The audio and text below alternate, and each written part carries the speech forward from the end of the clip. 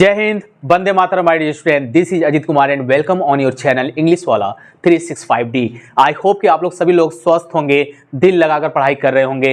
मैं भी अच्छा हूं और इसी उम्मीद के साथ हम क्या करते हैं, आज के टॉपिक की शुरुआत करते हैं। और आज के टॉपिक में माय स्टूडेंट जो हमारा गोल रहेगा, जो हमारा टारगेट रहेगा वो ये रहेगा कि यूज ऑफ नीड का जो हम क्या करेंगे, यहाँ पे यूज देखेंगे वो हम लोग देखेंगे as a helping verb. As a हम क्या देखेंगे, हेल्पिंग वर्ब के रूप में हम देखेंगे। और मेरे भाई यहाँ पे 2 से 3 मिनट 4 मिनट बस यहाँ पे स्टे रहना, क्योंकि ये कॉन्सेप्ट आपके न केवल आपके एकेडमिक क्लास बल्कि आपके कॉम्पिटिटिव एग्जाम में जो यहाँ से क्वेश्चन भर भर के एग्जामिनर देते हैं ना, वो आपको जो रुलाता है वो नहीं रुलाएगा। आप लास्ट क्लास जरूर देखिएगा जिसमें मैंने नीड का यूज एज मेन वर्ब के रूप में बताया। धमाकेदार कॉन्सेप्ट है हमारे स्टूडेंट, एक बार आप अगर पढ़ लेते हैं ना तो आई होप कि इस पे जो भी डिपेंड क्वेश्चन होंगे, इस बेस पे जितने क्वेश्चन आएंगे वो आप सब क्वेश्चन उड़ा दोगे, सब क्वेश्चन उड़ा दोगे। इसलिए अपने भाई को यहाँ से 2 से 3 मिनट सुनो, उसके बाद अगर आपको अच्छा लग रहा है तो आप पढ़ना, नहीं तो बहुत सारे प्लेटफॉर्म में बहुत सारे आपके यहाँ पे एजुकेटर है जो आपको इंग्लिश पढ़ाते हैं, ग्रामर सिखाते हैं। सबकी अपनी अपनी स्टाइल है, सबका अपना अपना तरीका है समझाने का। हर एक बच्चे को जिस टीचर का समझ में आएगा वो वहीं पे पढ़ेगा। यही तो आज की सबसे बड़ी चीज है और सबसे बड़ी जीत यही है कि टीचर भी वही है जो बच्चों का दिल जीत ले, जो बच्चों के क्या करे, दिल जीत ले और समझे बच्चों की सिचुएशन को, स्थिति को, कि बच्चे के पेरेंट्स जो है कहाँ से फीस कलेक्ट करके पैसे देते हैं, कैसे बच्चे रिचार्ज कराते हैं, कैसे कोचिंग की फीस भरते हैं, कैसे स्कूल की फीस भरते हैं। यार चीज़ें रुला देती है जब आप सोचोगे ना। मैं जहाँ तक सोचता हूँ, एक बात थोड़ा सा मैं आपको बस यहाँ पे डिस्कशन करना चाहूँगा कि हमारे जो परिवार में अगर आप एक थोड़ा सा, अगर आपकी कैटेगरी लो है, फाइनेंशियल कंडीशन थोड़ी सी आपकी वीक है, ठीक है, अगर आपके जो पेरेंट्स वो प्राइवेट सेक्टर में काम करते हैं, उनकी फैमिली है, उनकी भी बहन है, उनकी भी वाइफ है और आप लोग उनके बच्चे हो गए, आप पढ़ने के लिए किसी स्कूल में जा रहे हो, वहाँ की फीस है 500। अगर आप किसी कोचिंग में जा रहे हो वहाँ की फीस है 800। मैं यूपी बोर्ड हिंदी मीडियम की बात कर रहा हूँ, सीबीएसई की छोड़ दो, ठीक है। तो अगर कोई पेरेंट्स क्या कर रहा है कि अगर प्राइवेट सेक्टर में है, 8 घंटे 10 घंटे ड्यूटी करके उसकी इनकम अगर मैक्सिमम देखी जाए मिडिल क्लास फैमिली की, तो 8 से 10,000 या 12,000 या 15,000 तक बहुत होगा तो कमाएगा। अगर उसके 2 बच्चे भी हो गए तो अपने कमाई का 3,000 अपना क्या किया, उस बच्चे में लुटा दिया। उनके घर पे जितने उनकी फैमिली है, रिलेशन वाले हैं, सबको देखना है, अपने भी तो लाइफ जीनी है। अगर उसमें कोई बच्चा बीमार पड़ जाए या फिर उसमें, ये तो सिर्फ फीस की बात हो गई, उसकी कॉपी की, उसके कपड़े की, उसकी हेल्थ की, हर एक चीज़ सोचोगे ना तो यहाँ से पूरा दिमाग घूम जाएगा। कि फिर मैं आपको यही लगेगा कि जो बच्चे थोड़ा सा यहाँ पे आते हैं, 11 12 आते आते थोड़ा सा लापरवाही के वे पे चले जाते हैं, मत करना यार, मत करना। ऐसा दिल टूट जाता है पेरेंट्स का जब उनका चेहरा वो देखोगे, जब कभी रॉन्ग कभी वर्क करना और कभी फिर पेरेंट्स को पता चल जाए कि हाँ यार मैंने ये कर दिया, मुझसे गलती हो गई, यार किया ही क्यों? जब जानते हो कि कंडीशन ऐसी है तो किया ही क्यों? आगे बढ़ाने के बजाय कदम तुम अगर पीछे की तरफ अपना ले गए तो रास्ते तो वही से आप अपना बंद कर दिए ना।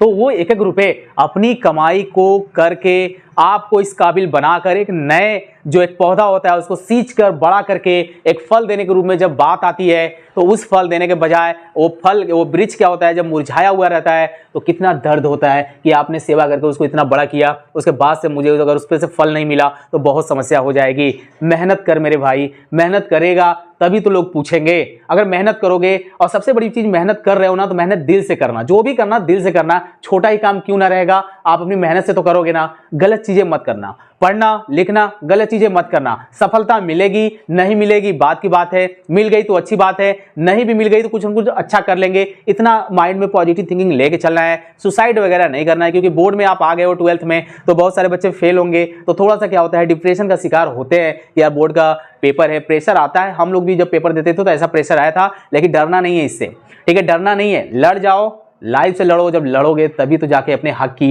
वो कमाई मिलती है, लड़ोगे ही नहीं, कदम आगे बढ़ाओगे ही नहीं तो आपको दबाने वाले बहुत हैं, ठीक है। फिलहाल में वो सब बात की बातें थी, थोड़ी सी मोटिवेशन के लिए आपके लिए मैंने इतना बोल दिया। कॉन्सेप्ट पे चलते हैं और देखेंगे। मैं कोशिश करूंगा यहाँ 10 से 12 मिनट मेरे साथ बस लगे रहना, एकदम जबरदस्त कॉन्सेप्ट आपको समझ में आ जाएगा। देखना, एज अ हेल्पिंग वर्ब के रूप में अगर आप यूज करेंगे माय स्टूडेंट यहाँ पे नीड का, तो सिंपल सी बात है, मैंने बताया था कि आप 2 सेंटेंस में यूज करते हैं, आप 2 सेंटेंस में यूज करते हैं। फर्स्ट आप यूज करेंगे, आप निगेटिव सेंटेंस में, सिंपल में नहीं होता है my student, as a helping verb के रूप में सिंपल में नहीं होता है, आप निगेटिव सेंटेंस में यूज करेंगे। ओके सर, ठीक। और दूसरा आपने किस में बताया, दूसरा आपने बताया सर कि इंट्रोगेटिव सेंटेंस में हम क्या करते हैं, इसका यूज करते हैं। इंट्रो इंट्रोगेटिव सेंटेंस में हम क्या करते हैं, इसका यूज करते हैं। दोनों कॉन्सेप्ट अभी क्या करूंगा, खत्म कर दूंगा मात्र 10 मिनट में, बस मेरे साथ जुड़े रहिएगा, ठीक है। तो निगेटिव सेंटेंस में जब आप क्या करते हैं, यहाँ पे हेल्पिंग वर्ब के रूप में यूज करेंगे नीड का, और इंट्रोगेटिव के रूप में यूज करेंगे, तो कॉन्सेप्ट कैसे होगा हम लोग इसको देखेंगे एज ए हेल्पिंग वर्ब के रूप में। इसको हम लोग सीख रहे हैं प्रेजेंट इंडेफिनिट में। मैंने लास्ट क्लास में आपको बताया था एज ए मेन वर्ब के रूप में, आज सीख लेते हैं प्रेजेंट इंडेफिनिट में, यहाँ पे एज ए हेल्पिंग वर्ब के रूप में, ठीक है। ध्यान से देखना मेरे भाई, निगेटिव सेंटेंस का जो रूल्स कहता है वो क्या कहता है, रूल्स क्या कहता है टेंस का, rules of tense, rules of tense क्या कहता है मेरे भाई, वो यही कहता है सर कि आप सबसे पहले क्या करते हैं, सब्जेक्ट लिखते हैं और हेल्पिंग वर्ब लगाते हैं, हेल्पिंग वर्ब लगाते हैं, और उसके बाद आप क्या करते हैं, नॉट लिखते हैं, प्लस आप क्या करते हैं, वर्ब का फर्स्ट फॉर्म लगाते हैं, प्लस आप क्या करते हैं, ऑब्जेक्ट लगाते हैं, प्लस आपका एटसेट्रा दिया रहता है, ठीक है। ठीक है, कोई दिक्कत है क्या? नहीं सर कोई दिक्कत नहीं है। तो यहाँ माय स्टूडेंट जैसे ही आप बात करेंगे एज ए हेल्पिंग वर्ब के रूप में ना, जैसे ही बात करेंगे आप एज ए हेल्पिंग वर्ब के रूप में ना, तो यहाँ माय स्टूडेंट जो आपका कॉन्सेप्ट होगा वो कैसे होगा, ध्यान से जरा देखिएगा, ठीक है। कॉन्सेप्ट कैसे होगा जरा ध्यान से देखिएगा, ठीक। यहाँ माय स्टूडेंट आपका थोड़ा सा मुझे स्पेस यहाँ पे चाहिए, इसलिए मैं इस तरह से क्या किया, थोड़ा सा मैं यहाँ पे क्या कर देता हूँ, थोड़ा सा मैं अपना स्पेस यहाँ पे ले लेता हूँ ताकि दिक्कत ना हो, ठीक है।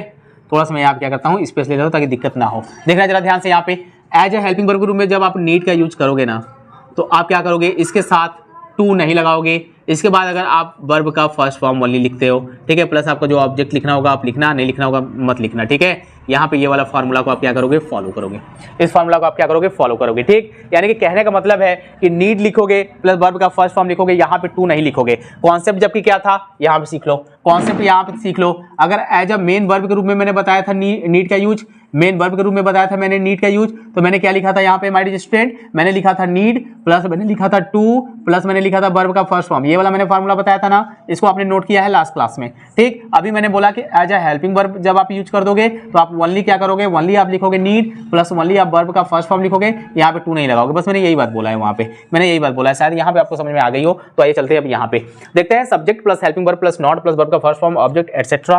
पहले सिंपल में ले लेता हूँ एग्जाम्पल, पहले मैं सिंपल लेता हूँ ताकि आपको क्लियर हो जाए, उसके बाद मैं उसका रूल्स लिखता हूँ, ओके। यहाँ मैंने लिखा सी, यहाँ पे मैंने लिखा सी, यहाँ मैंने लिखा नीड, यहाँ मैंने लिखा not, she need not, she need not, यहाँ पे मैंने लिख दिया माय स्टूडेंट यहाँ पे अ बुक, ठीक है, उसको एक बुक की जरूरत नहीं है, she need not a book, ठीक। अब यहाँ माय स्टूडेंट आप देख रहे हैं कि यहाँ पे आपका सी क्या है, यहाँ पे सी आपका सब्जेक्ट है, यहाँ पे need as a helping verb है, यहाँ पे आपका क्या है माय स्टूडेंट, यहाँ पे आपका ये निगेटिव है तो आप नॉट लगाए हैं, यहाँ पे अ बुक। अच्छा बुक मत लिखिए, सुटेबल नहीं लग रहा है यहाँ पे, she need not talk to him, उसको उससे बात करने की कोई ज़रूरत नहीं है, उससे बात करने की कोई भी ज़रूरत नहीं है। हाँ ये सही लग रहा है एग्जाम्पल थोड़ा सा आपका, ठीक है, she need not talk to him. अब यहाँ पे जरा रूल्स को समझना कि अगर ये वैसे सेंटेंस आपका करेक्ट है, लेकिन अगर यही सेंटेंस आपको इस तरह से दे दे, सी यहाँ पे आप लिखे नीड, यहाँ पे लिखे नॉट, यहाँ पे लगाए टू, यहाँ पे लिख दे टॉक टू हिम, क्या सेंटेंस सही है? नहीं सर ये तो गलत है, ये गलत है। क्यों गलत है? क्योंकि यहाँ माय स्टूडेंट आपका सब्जेक्ट तो आपने लिखा है, ठीक है सर, सब्जेक्ट हमारा सिंगुलर है, कोई दिक्कत नहीं है। यहाँ पे need as a helping verb है, कोई दिक्कत नहीं है। यहाँ पे नॉट है, लेकिन यहाँ पे टू काहे लगा दिए? टू काहे के लिए लगाए? हमने रूल्स में ये देखा कि नीड अगर लगा यहाँ पे एज ए हेल्पिंग वर्ब तो हम वर्ब का ओनली फर्स्ट फॉर्म लिखते हैं और प्लस क्या लिखते हैं? ऑब्जेक्ट लिखते हैं। आप यहाँ पे नीड लिख दिए हैं, यहाँ पे आपने हेल्पिंग वर्ब लिखा, पे नॉट लिखा, तो आप यहाँ पे क्या करेंगे? टू प्लस वर्ब का फर्स्ट फॉर्म आएगा? नहीं मेरे भाई, टू प्लस वर्ब का फर्स्ट फॉर्म यहाँ पे नहीं आएगा, यहाँ पे ओनली वर्ब का फर्स्ट फॉर्म आएगा। बताओ कोई समस्या है क्या? कोई समस्या है क्या? एक और गलत कैसे देगा? एक गलत ऐसे देगा। एकदम हर तरीके से मैं आपको प्रिपेयर करूंगा, क्योंकि आप यहाँ के स्टूडेंट हैं, तो यहाँ से एकदम आग लगाओ माय स्टूडेंट, कहीं पे भी जाओ, किसी भी एग्जाम में ना, या फिर किसी टीचर को ही क्यों ना पढ़ा रहे हो, यहाँ से अगर पढ़े हो तो जाकर उसे सिखाओ, समझाओ, अगर नहीं आ रहा है तो इस वे से उसको पढ़ाओ, बात खत्म। यहाँ लिखा हुआ she needs not talk to him. जरा मुझे एक बात बता दो कि प्रेजेंट इंडेफिनिट टेंस में क्या कभी हेल्पिंग वर्ब में एस या एस लगा है क्या? यस या यस लगा है क्या? नहीं ना। मैं इसलिए बोल रहा हूँ क्योंकि डच जब आप देखते हो तो ईएस वाला जो फॉर्म लगता है तो क्या कहीं नीड में लगा देंगे? यहाँ पे सब्जेक्ट सिंगुलर तो हो गया, तो प्रेजेंट इंडेफिनिट आप यही ना जानते हो कि सब्जेक्ट सिंगुलर होता है तो वर्ब में एस या यस लगाते हैं? लगाते हैं। कब लगाते हैं? प्रेजेंट इंडेफिनिट में, जब हमारा सब्जेक्ट सिंगुलर होता है, सिंपल सेंटेंस में हम यूज करते हैं यस या ईएस का। तो यहाँ पे आप देख रहे हैं कि यहाँ पे आपका सब्जेक्ट सिंगुलर तो है, तो यहाँ पे आपने हेल्पिंग वर्ब में यस या ईएस मैंने थोड़ी ना बोला था, मेन वर्ब के रूप में बोला था, तो यहाँ पे ऐसे ही गलत है। तो यही आपसे खिलवाड़ करता है, यही आपसे क्या करता है? खिलवाड़ करता है। तो ये सेंटेंस आपका गलत है, यहाँ से आप नीड्स नहीं, ओनली आप नीड लिखेंगे। अब यहाँ पे आपका सेंटेंस सही है, जो पहला वाला है वो यहाँ पे है। बताओ कोई समस्या है क्या? कोई दिक्कत है क्या? नहीं ना। अगर यहाँ हमारे स्टूडेंट जैसे ही हेल्पिंग वर्ब अगर इसका यूज कर देते हो टेंस का ना, जो मैं लास्ट क्लास में बताया था, अगर यहाँ पे हेल्पिंग वर्ब अगर टेंस का हेल्पिंग वर्ब यहाँ पे लिख दोगे तो देखो स्ट्रक्चर क्या कैसे चेंज होगा। अगर टेंस का हेल्पिंग वर्ब यहाँ पे यूज कर देते हो तो स्ट्रक्चर क्या हो जाता है। इसी एग्जाम्पल में देखो, अगर मैं यहाँ पे लिख देता हूँ सी, अब मैंने लगा दिया सिंगुलर वाला हेल्पिंग वर्ब डज नॉट। अब अगर यहाँ पे नीड लगाए, अगर अब यहाँ पे नीड यूज हुआ तो अब ये मेन वर्ब के रूप में यूज हो जाएगा, जो मैंने लास्ट क्लास में भी मैंने बताया था। अब आपने यहाँ लिखा टॉक टू हिम, यहाँ पे लिखा आपने टॉक टू हिम। अब ये आपका सेंटेंस क्या है, अब यह आपका सेंटेंस सही है, गलत नहीं है, क्योंकि अब यहाँ अच्छा गलत है, ये सेंटेंस गलत है। चलो एक और सीख लोगे, यहाँ पे सेंटेंस गलत है, करेक्ट क्या होगा कि सर यहाँ पे आप देखिए, तो जब नीड मेन वर्ब के रूप में यूज हो गया तो टॉक काहे लगाए, आपको यहाँ पूरा लिखना चाहिए था need to talk to him, यहाँ पे आपको लिखना चाहिए था। अब आपको फुल स्टॉप लगा देना चाहिए था। बताओ कोई समस्या है क्या, नहीं है ना। बस इतना ही कॉन्सेप्ट था मेरे भाई। आई होप कि आपने सीखा होगा। एक चीज आ जाओ इंट्रोगेटिव में आप क्या करते हो, यस नो टाइप में आप क्या करते हो, जरा ध्यान से बताओ। यस नो टाइप में आप क्या करते हो। यस नो टाइप में सर हम लोग कुछ नहीं करते हैं, हेल्पिंग वर्ब यहाँ पे लिखते हैं, हेल्पिंग वर्ब में हम लिखेंगे डू, और यहाँ पे हम लिखेंगे डज, यहाँ पे हम लिखते हैं सब्जेक्ट, प्लस यहाँ पे लिखते हैं वर्ब का फर्स्ट फॉर्म, प्लस हम क्या करते हैं यहाँ पे ऑब्जेक्ट लिखते हैं, प्लस क्वेश्चन मार्क। और जब बात की जाएगी माय स्टूडेंट यहाँ पे नीड की, तो आप हेल्पिंग वर्ब के रूप में क्या लिखेंगे, नीड लिखेंगे, प्लस आप सब्जेक्ट लिखेंगे, प्लस आप क्या करेंगे वर्ब का फर्स्ट फॉर्म लिखेंगे, प्लस ऑब्जेक्ट लिखेंगे, प्लस यहाँ पे क्वेश्चन मार्क लिखेंगे। ठीक है, तो एग्जाम्पल आप दोनों देख लीजिए, एक सिंपल वाला देख लीजिए, एक आप हाई लेवल वाला देख लीजिएगा। ठीक है, तो यहाँ बाय स्टूडेंट आप देखिए, अगर यहाँ पे मैं नीड लगा दूँ, ठीक है, अगर यहाँ मैं बात कर दूँ नीड की, तो मैंने लिखा need she talk to him, क्या उससे बात करने की जरूरत है। सेंटेंस बिल्कुल करेक्ट है स्टूडेंट। रॉन्ग कैसे देगा इसी को जरा ध्यान दीजिएगा। यहाँ लिखेगा need she to talk to him, ये क्या है, ये गलत हो जाएगा। क्यों, क्योंकि भैया यहाँ पे नीड का जो यूज है यहाँ बाय स्टूडेंट वो आपका क्या है, एज ए हेल्पिंग वर्ब है। अब यहाँ पे as a helping verb use किया तो टू काहे के लिए लगाया, ऐसा थोड़ी ना है, रूल्स तो ये है हमारा। ठीक है, ऐसा कहीं नहीं यूज होता है। लेकिन अगर यहीं पे हेल्पिंग वर्ब लगा दिया तो नीड जब यहाँ पे यूज होगा तो मेन वर्ब के रूप में यूज हो जाएगा। जैसे अगर मैं यहाँ पे लिख दिया डज, यहाँ मैंने लिखा डज सी, अब मैं नीड यहाँ पे लगाऊँ ना, तब टू लगेगा मेरे भैया, और टू टॉक टू हिम। ठीक है, अब ये आपका सेंटेंस सही है, ये आपका क्या हो जाएगा, सेंटेंस सही हो जाएगा। तो यानी कि लास्ट क्लास वाला भी मैं रिवाइज कराते हुए चल रहा हूँ। और जैसे ही बात करेंगे माय स्टूडेंट यहाँ पे WS टाइप की, हटाऊं, चलिए पहले लिख लीजिए यहाँ पे आप। ठीक है, नोट कर लीजिए। ठीक है, अब यहाँ पे बात कर लूंगा मैं यहाँ पे जैसे ही WS टाइप की, यानी बात करेंगे WS टाइप की। तो WS टाइप की जैसे ही बात करते हो माय स्टूडेंट, तो यहाँ पे इसको स्मॉल कर दीजिए, फिर इसको ऐसे लिखने की जरूरत नहीं है आपको। ठीक है, और यहाँ पे आप जो हेल्पिंग वर्ब लिखे हैं इसको आप क्या करेंगे, क्वेश्चन वर्ड लगा देंगे, है ना। तो यहाँ पे भी आप क्या करेंगे, यहाँ पे आप नीड यहाँ से हटाइए।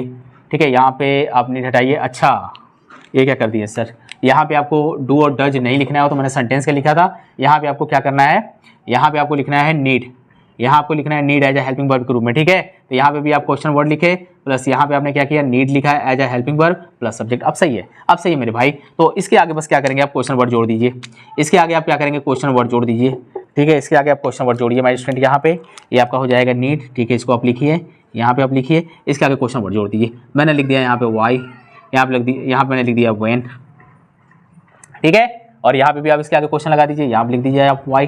ठीक है, बाकी आपका सेंटेंस पूरा स्ट्रक्चर ही आपने यहाँ पे देख लिया। आई होप कि आपको समझ में आया होगा और कोई समस्या यहाँ पे नहीं आई होगी। ये क्लास आपका एंड हुआ। नीड का यूज आपने देखा एज ए हेल्पिंग वर्ब के रूप में, और लास्ट क्लास में मैंने बताया था आपको मेन वर्ब के रूप में, और उसके लास्ट क्लास में मैंने आपको क्या बताया था मेरे स्टूडेंट कि सब्जेक्ट वर्ब एग्रीमेंट का जो कॉन्सेप्ट है, जो बच्चे बहुत दिन से डिमांड कर रहे थे कि सर सब्जेक्ट वर्ब एग्रीमेंट एक बार पढ़ा दीजिए, वो मैं पढ़ा दिया। अभी आपकी लिटरेरी जो है आपका डिवाइस है, यानी कि जो आपका फिगर ऑफ स्पीच है, यहाँ पे आपने सिमली और मेटाफर बस देखा है ओनली। अभी बहुत सारे आपको पढ़ाने हैं, पर्सोनिफिकेशन है, एलिट्रेशन है, ठीक है, बहुत सारे ऑक्सीमोरन है, ठीक है, पैराबोली है। मतलब कि एक तरफ से कह सकते हो कि अभी बहुत सारे ग्रामर कॉन्सेप्ट आपके आने हैं। अगर आप मुझसे एक्सप्लेनेशन चाहते हैं और सुनना चाहते हैं तो कॉन्सेप्ट धीरे धीरे आएगा, लेकिन जितना मैं पढ़ा रहा हूँ ना वो इतना स्ट्रांग है, मोर देन एनफ है। कुएं में से जैसे पानी छान के क्या करते हैं, बच्चों को पिलाते हैं, ठीक, आपके सामने मैं वैसे ही बोर्ड पे एक्सप्लेनेशन लाता हूँ मेरे भाई। तो आप इसको अच्छे से नोट कर लीजिए, अच्छे से प्रिपेयर कर लीजिएगा, ठीक है। और नेक्स्ट क्लास में हम देखेंगे कि यूज ऑफ डेयर हुब इसी तरह रूल्स होगा, लेकिन कैसे मेन वर्ब के रूप में यूज करेंगे, कैसे हेल्पिंग वर्ब के रूप में यूज करेंगे, वो मैं बताऊंगा आपको। पास्ट इंडिफिनिट और प्रेजेंट इंडिफिनिट दोनों में बताऊंगा। वो क्लास और थोड़ी सी लंबी चलेगी, क्योंकि मैंने यहाँ पे ठान रखा है कि जब तक आपके माइंड में ग्रामर आपके माइंड में पूरा लॉक नहीं हो जाता, मुझे चैन वैन नहीं आने वाला मेरे भाई। आपके लिए मैं मेहनत यहाँ पे करूँगा, मुझे कुछ मिले ना मिले वो मुझे नहीं पता।